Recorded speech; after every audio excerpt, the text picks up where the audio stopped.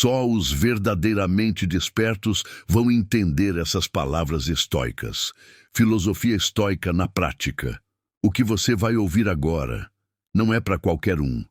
São palavras antigas, mas poderosas, capazes de acordar quem vive adormecido dentro de si mesmo.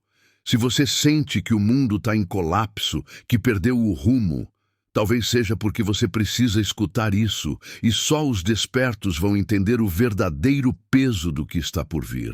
O estoicismo surge na Criseu. Estoicismo nasceu no caos. Quando a Grécia estava em decadência, sem identidade, sem valores, surgiu uma filosofia como uma âncora no meio da tempestade. Depois, em Roma, o cenário também era sombrio. Corrupção, hedonismo, alienação. Mas essa filosofia persistiu. Por quê? Porque ela é feita para momentos de crise. Ela não é um manual de frases bonitas. É um mapa para recuperar a sua consciência, a sua identidade, a sua humanidade. Ela se baseia em 3 pilares: lógica, física e ética. Mas o mais revolucionário deles, a ética, não como regra imposta, mas como cura da alma. A analogia do balão: imagine um balão preso ao chão por cordas.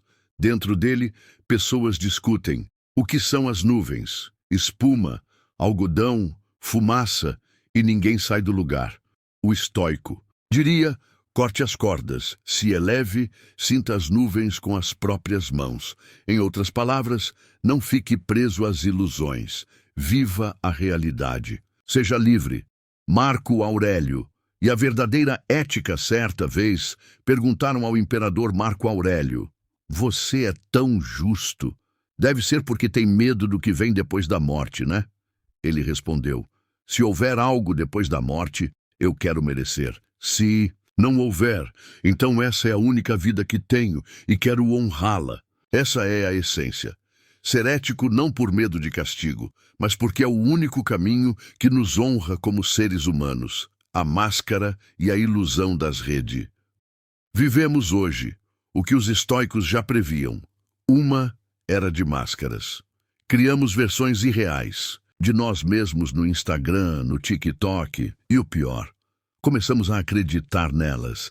Esquecemos quem somos, mas o problema não são as redes sociais. O problema é o vazio que tentamos preencher com elas.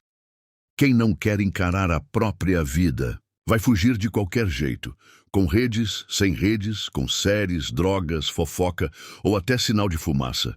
O meio não é o vilão, é a fuga da própria consciência que nos destrói. A ilusão da felicidade inalcançável. Pesquisas mostraram que, em 10 culturas diferentes, a felicidade ideal seria viver como um americano médio.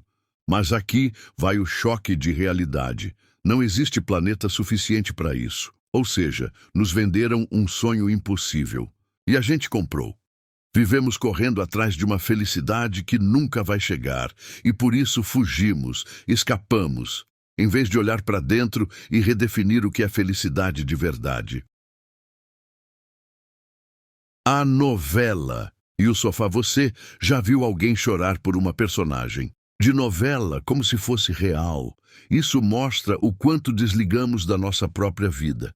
E o exemplo do sofá é perfeito. Um cara vê a namorada traindo no sofá e decide se vingar do sofá. É o mesmo que querer acabar com as redes sociais, porque as pessoas estão se perdendo nelas. O problema não é o sofá, não é a rede, é quem está usando. O verdadeiro sentimento. As pessoas acham que estoico é frio, mas estão erradas. Estoico não é quem não sente, é quem sente profundamente, mas com sabedoria. Não é euforia, é paz. Não é descontrole, é consistência. Enquanto muitos vivem como folhas ao vento, os estoicos enraizam os sentimentos em valores sólidos. É o amor que dura uma vida, é a serenidade que não depende do externo. A guerra interna. Marco Aurélio não foi passivo. Ele enfrentou guerras, traições, uma pandemia, e jamais traiu seus valores. O maior campo de batalha? Dentro dele mesmo. Enquanto muitos perdem para os próprios impulsos, os estoicos vencem o que os gregos chamavam de minotauro interior, o instinto que devora o humano. A prática real você não precisa ser perfeito, você precisa não desistir. A verdadeira prática estoica começa quando você entende que tudo que acontece contigo é teu, não como culpa, mas como convite ao crescimento. Cada pessoa difícil, cada desafio não está te punindo, está te moldando. É a vida dizendo: você consegue mais, evolua.